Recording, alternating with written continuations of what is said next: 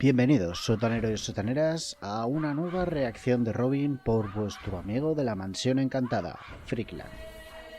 En esta ocasión me ha apetecido hablar de un tropo subgénero del cine de terror o de cualquier otro, el Female Rage o ira femenina. Estos son películas en las que la rabia de sus protagonistas mujeres termina explotando contra una sociedad y unos antagonistas que las subyuga, las violenta, abusa de ellas o las trata de forma infantil. Durante décadas, la ira de las mujeres fue representada como algo patológico, exagerado o incluso ridículo. Un desbordamiento emocional que debía ser contenido o incluso castigado. Sin embargo, el cine contemporáneo ha comenzado a resignificar esta emoción, la de la rabia femenina, presentándola como una respuesta legítima frente a estructuras de opresión, violencia o silenciamiento histórico. Pero Freak, las mujeres siempre han estado representadas como protagonistas en el cine de terror. De acuerdo, lo acepto, pero analicemos un poco en qué contexto venían estos protagónicos. Tenemos por supuesto a las Scream Queens, clásicas de mis adorados slasher. Mujeres que en su mayoría se veían abocadas a tener que correr delante del hacha, a escapar escondiéndose en el armario, sujetos pasivos de un asesino en serie. Mujeres que eran atacadas por su sexualidad libre o su pensamiento emancipado. Recordemos una de las reglas básicas: no practiques el sexo y serás salvada, mientras que la protagonista, pura y virginal, conseguía salir ilesa. Era un aviso a navegantes, o a navegantas en este caso. Mantente callada y no molestes, escóndete y levanta la voz solo cuando sufras la cuchillada. Pero aquí tenemos a estas protagonistas, que se dejan llevar por la ira, y en estas películas tampoco es realmente necesario que la violencia tenga una justificación. Estas mujeres no tienen por qué ser heroínas en la historia, ni comportarse como seres de luz, pero sí tienen derecho a tener rabia. Estas historias no siempre buscan que el espectador empatice de manera cómoda con las protagonistas. Al contrario, muchas veces incomodan, cuestionan y obligan a replantear las normas morales que tenemos establecidas. ¿Hasta qué punto es justificable la violencia como respuesta a la violencia?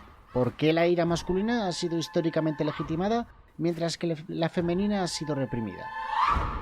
Son mujeres que han sufrido en sus carnes o en las que han visto delante algún tipo de fallo, y que como consecuencia han desatado una implacable brutalidad femenina. Son mujeres con una ira inagotable, latente, ansiosa por liberarse. Mujeres que, más allá de su trauma, destacan por valentía y fortaleza. Son mujeres que recuperan su autonomía y control. Pueden ser tanto la víctima como el monstruo. Se vengan. Y empezamos con la primera de la lista. Tenemos Carrie, un clásico de 1976, convertido en un símbolo de la furia femenina, una crítica a los mecanismos de control sobre el cuerpo y la conducta femenina. Adaptación de Brian De Palma de la novela de Stephen King y protagonizada por Sissy Spacek en el papel principal, cuyos años de abuso y tormento culminan en una noche de baile de graduación fatal, cuando desata sus poderes telequinéticos. Carrie no es en principio un monstruo, es una adolescente marcada por el aislamiento, el acoso escolar y la opresión de una madre profundamente religiosa que convierte el cuerpo y el deseo en fuentes de culpa. El estallido de rabia final no es sino el inicio de una conciencia corporal, el autodescubrimiento de su propio cuerpo que ha sido sistemáticamente negada y castigada. La sangre, como elemento central en la película, funciona como metáfora de todo aquello que la sociedad ha querido controlar en las mujeres, su biología, su deseo y su autonomía. La película al final no ofrece una lectura simplista de su protagonista. Carrie es a la vez una víctima y una amenaza. ¿Qué ocurre cuando una persona que ha sido sistemáticamente oprimida deja de aceptar ese lugar en la sociedad? La rabia deja de ser interna para alterar el mundo que la rodea, desafiando ese orden social que la había mantenido contenida por obligación. Tenemos en 1981 Posesión, dirigida por Andrzej Zulawski. Explora la disolución de las relaciones, la codependencia y cómo el amor a veces nos transforma en monstruos. Una alegoría sobre el divorcio, protagonizada por Isabelle Adjani y Sam Neill, que hace de un matrimonio que se deshace, cuando ella pide el divorcio a un marido que en realidad no entiende nada y que incluso llegará a contratar a un detective privado para que la siga y entienda la situación. Pronto quedará claro que lo que está en juego va más allá de una simple crisis de pareja. La protagonista no puede ser contenida dentro de los roles establecidos que se esperaban de ella: esposa, madre. Su comportamiento errático, desapariciones y sus estallidos emocionales no son simples signos de locura. Son síntomas de una identidad que no puede y no quiere ser definida desde el exterior. Aquí esa rabia no se dirige hacia la venganza o la justicia. Es un proceso autodestructivo de los propios roles, un movimiento deconstructor del que pueden hacer algo nuevo y diferente, y sobre todo libre. Posesión no ofrece respuestas fáciles. Representa una rabia, una ira oscura y muy radical. Un proceso que ha sido siempre reprimido, oculto y convertido en enfermedad. Increíble la actuación de Adjani como protagonista, esa escena mítica que dio paso a los libros de cine, esa escena en el metro y ese descenso al su liberador infierno personal. La película, como curiosidad, fue catalogada como una película de terror prohibida y estuvo vetada durante años en Reino Unido y Estados Unidos debido a su contenido intenso y perturbador. Seguimos con Audition, una mítica película de 1999 dirigida por uno de los directores más prolíficos de Japón, Takashi Miike, basada en una novela de Ryu Murakami y protagonizada por Ryo Ishibashi y Eiichi Shiina. La película sigue a Aoyama, un viudo que, animado por su hijo, quiere volver a tener citas. Decidido a encontrar a la esposa perfecta, y con la ayuda de un amigo productor suyo, organiza audiciones para una producción ficticia con el fin de entrevistar a mujeres para el papel de su nueva esposa. Se enamorará al conocer a Asami, pero ella tiene otros planes para él, que descubrirá en su última cita en una habitación oscura de hotel. Una película que explora la cosificación de la mujer, la misoginia y las dinámicas de poder. El personaje de Asami es una figura enigmática. En un primer momento encarna un ideal de feminidad, joven, delicada, silenciosa y dócil. Transitará a lo largo de la película hacia una explosión de violencia que no busca justicia ni redención realmente, sino una inversión total de las relaciones de poder que se nos mostraban al principio. En la película será el cuerpo masculino que antes ocupaba una posición de control, el vulnerado, examinado y sometido. Vamos por Hard Candy, una película de 2005, la primera película de Elliot Page, dirigida por David Slade y coprotagonizada por Patrick Wilson. La película comienza de la manera más turbia, un encuentro entre una niña de 14 años y un fotógrafo de 30, con la promesa de hacer una sesión fotográfica en el piso del adulto. Antes de comenzar, el hombre se marea y cae inconsciente. Al despertar, se encontrará atado a una silla. La chica lo acusa de haber violado y asesinado a otra menor. Una película en la que el female rage no se expresa de forma violenta, sino con un plan metódico, calculado y frío. La protagonista tendrá que seguirlo paso a paso para conseguir sus fines. En esta película, la protagonista tampoco se muestra como una justiciera, ni siquiera justifica sus acciones. Más que nada como el último recurso de alguien a quien la sociedad no le ha dado la respuesta necesaria. No se idealiza la rabia, sino que se juzga el proceso que lleva a la protagonista a hacer estas acciones como único fin posible. No será solo el protagonista masculino el juzgado aquí, sino también el espectador que permite que esos límites puedan ser justificables. Hard Candy ganó 3 premios en el Festival de Sitges de 2005, 4 premios en el Festival de Cine de Málaga y también fue galardonada como Película Inolvidable del Año en los premios de la Sociedad de Críticos de Cine de Phoenix en 2006. Una película imprescindible y convertida en cinta de culto. Vamos en 2012 con American Mary, dirigida por las grandes hermanas Soska, Jen y Silvia, y protagonizada por Catherine Isabel. La película sigue la historia de Mary, una estudiante de cirugía que se adentra en el mundo clandestino de la modificación corporal extrema, donde pronto se labrará una reputación. Tras ser agredida por uno de sus profesores de medicina y abandonada por las instituciones que debían protegerla, buscará vengarse, usando a su antiguo profesor como material de práctica para sus cirugías. Una película en forma de body horror feminista, en la que las hermanas Soska nos muestran una ira femenina como respuesta tanto a la violencia directa que padece como a la indiferencia de esas estructuras tradicionales que debían mantenerla a salvo. La protagonista toma su nueva posición en la modificación corporal como motor de cambio de su propia existencia. No hay vuelta atrás ni cierre idílico. Su violencia no tiene por qué estar justificada ni transformarse en algo aceptable. Simplemente existe y está ahí como respuesta a un mundo que quizás no estuvo a la altura. Tenemos en 2005 Sympathy for Lady Vengeance, tercera y última parte de la trilogía de la venganza, realizada por Chan-wook Park, en la cual preceden Sympathy for Mr. Vengeance o Oldboy. Una película protagonizada por Lee Jeong-ae. La protagonista, Jeong-ja, ha pasado 13 años en prisión por el secuestro y asesinato de un niño de 6 años. El crimen había conmocionado en su momento a la opinión pública, tanto por su brutalidad como porque la asesina tenía tan solo 20 años cuando realizó el hecho. Una vez cumplida la pena y en libertad, Jeong-ja solo tiene en la cabeza una cosa: vengarse del verdadero asesino del niño. Al igual que en las anteriores películas de esta trilogía de Chan-wook Park, la trilogía de la venganza, la violencia aquí no es impulsiva ni incontrolada. Es una ira contenida, estratégica y muy marcada por el tiempo. Una ira cultivada, cuidada y crecida con el paso de los años. Aquí la violencia como resolución no es catártica, no limpia el daño producido ni devuelve los años perdidos. ¿Puede ese castigo reparar el daño sufrido? Es una de las preguntas que nos hace la película. El final no es absoluto, la ira no es heroica ni monstruosa, simplemente forma parte de la estructura humana, venga de donde venga. La rabia, en este caso femenina, deja de ser irracional o impulsiva cuando se macera, cuando se controla, cuando se organiza, pasando a ser quizás una forma calculada de enfrentar las injusticias.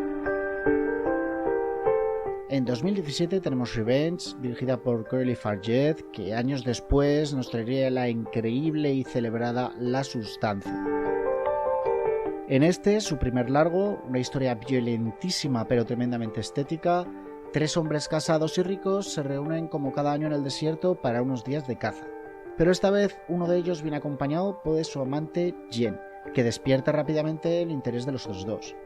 La atacarán e intentarán asesinarla, abandonándola en medio del desierto. La joven vuelve a la vida y el juego de caza se convierte en una venganza implacable. Una película protagonizada por Matilda Lutz, en la que tenemos una renovación del Rape and Revenge clásico, con una protagonista que se reconstruye a la fuerza.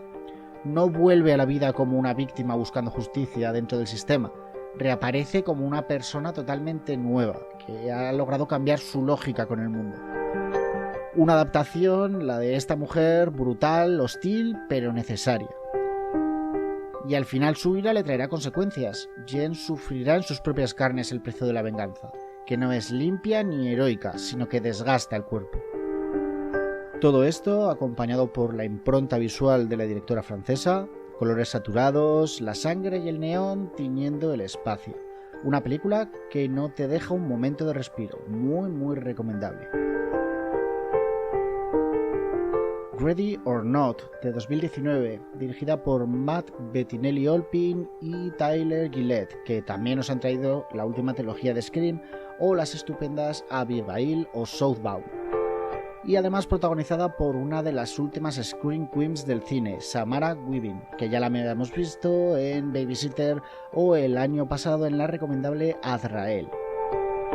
Pues bien, en esta Ready or Not, que en España nos llegó como Noche de Bodas, tenemos eso, la noche de bodas de una mujer, Grace, que acaba de entrar en una familia magnate de los juegos de mesa. Para esa noche le tienen reservado una antigua tradición, jugar a un juego muy especial, una partida del escondite en la que todos los miembros de la familia le darán caza. O lo intentarán, porque aquí la rabia de la protagonista no viene de la venganza premeditada, sino de la pura supervivencia. La ira como elemento de resistencia, enlazándolo además en la película en una lucha de clases emancipadora, una violencia contra un sistema que la tiene por sujeto de juego, un elemento prescindible ante unas élites acostumbradas a sus rituales de superioridad. Aún así, la película no pierde el tono, cabalgando entre el horror y el humor negro de manera bastante natural, aun con los clichés clásicos del género, pero con una protagonista a la que es muy difícil no apoyar y jalear en cada muerte. Por cierto, si os gustó esta película, tenéis ahora mismo en el cine la segunda parte. Siguiendo en la línea de la unión del horror y el humor, tenemos Becky en 2020, dirección de Jonathan Milott y Cary Murnion, y protagonizada por Lulu Wilson, que solo tenía 15 años durante esta película. Tenemos la historia de Becky, una adolescente de viaje de fin de semana con su padre y la nueva pareja de este en una idílica cabaña junto a un lago. Pero su tranquilidad se verá interrumpida cuando una banda de convictos fugados aparezcan, buscando un tesoro oculto hace años en la cabaña. La película se convertirá entonces en un solo en casa en femenino, pero terriblemente divertido, en el que Becky usará todas las armas a su disposición para defender a la familia. Con una apariencia vulnerable por su edad, Becky se convertirá en motor de supervivencia. No dramatizará el trauma, sino que lo usará cambiando los roles de víctima y agresor. Aquí la rabia no se limita al estallido emocional, sino que se materializa en capacidad de acción y resistencia. Una película muy entretenida, con mucha violencia y un humor muy gamberro, y que además tuvo una segunda parte en 2023, La ira de Becky, en la que nuestra protagonista tendrá que volver a defenderse. Una cinta extraña, nuestra próxima película, se trata de Una chica vuelve a casa sola por la noche, de 2014. Una película estadounidense, aunque ambientada en una ficticia ciudad de Irán, Bad City, y dirigida por Ana Lily Amirpour, directora de la bizarrada que fue The Bad Batch y de un capítulo del Gabinete de Del Toro. Pues bien, en esta película, que es un western de terror en blanco y negro, extraño, silencioso y surrealista, una joven vampira recorre las calles de una ciudad en decadencia, un Irán quizá no tan ficticio, con los pozos de petróleo agujereados por colmillos como los que nuestra protagonista usa de noche mientras busca víctimas, montada en su monopatín. Ella no tiene justificación más allá de su propia naturaleza, como los grandes vampiros varones tampoco la necesitaron nunca. No hay venganza ni justicia, solo la causa-efecto del mundo que ha normalizado la violencia. Una película extraña, con un tempo discreto y una gran banda sonora que merece ser la pena vista al menos una vez en la vida. Vamos, atreveos. En 2020, Promising Young Woman, una mujer prometedora, es una película quizás más cercana al thriller que al terror, pero me apetecía traerosla. Producida por la mismísima Margot Robbie y dirigida por Emerald Fennell, que después dirigiría la estupenda Saltburn y hace poco estrenó la nueva versión de Cumbres Borrascosas, y protagonizada por Carey Mulligan. Tenemos la historia de Cassie, una joven que se ve abocada a cuidar de su mejor amiga Nina después de que unos hombres la atacaran en una fiesta universitaria. La venganza de Cassie no será violenta, sino que hará enfrentar a los agresores pasados y futuros a su propia conciencia. Una película mucho más contenida que las anteriores. Aquí no es necesario que corra la sangre para mostrar las fallas de una estructura profundamente injusta, exponiendo no solo a los agresores, sino a sus cómplices necesarios por omisión que permiten los abusos. Un tema necesario también, el de esta película, el de las estructuras universitarias de ocultación de agresiones, que en Estados Unidos suceden demasiadas veces. Y para cerrar la lista, una película que todos conocemos, pero que por ello no puedo dejar de comentar en esta lista. Se trata de Kill Bill, dirigida por Quentin Tarantino, dividida en dos partes, estrenadas en 2003 y 2004, y protagonizada por una explosiva Uma Thurman. Quizá uno de los ejemplos más icónicos del female rage en el cine contemporáneo. La dupla de películas sigue a Beatrix Kiddo, la novia, estableciendo el origen de su rabia en Bill, líder de su antiguo grupo de asesinas que ha intentado matarla a ella y a su hija no nacida. Este hecho transforma a Beatrix de asesina subordinada a agente libre, autónoma e implacable. Su ira se alimenta de la memoria y la pérdida, la violencia como vehículo de empoderamiento y reparación. Cada lucha la acerca a su fin último, a través de un estilo visual que mezcla el antiguo cine de artes marciales, el spaghetti western y el cómic que tanto obsesiona a Tarantino. Y aquí termina la redacción de hoy. Muchas gracias. Si creéis que me he dejado alguna película, por favor, decírmela en comentarios. Y no puedo cerrar este capítulo sin gritar a los cuatro vientos: ni una más, os queremos vivas. Y como diría la gran Paquita Salas, no estoy loca, estoy hasta el coño. Hasta la próxima.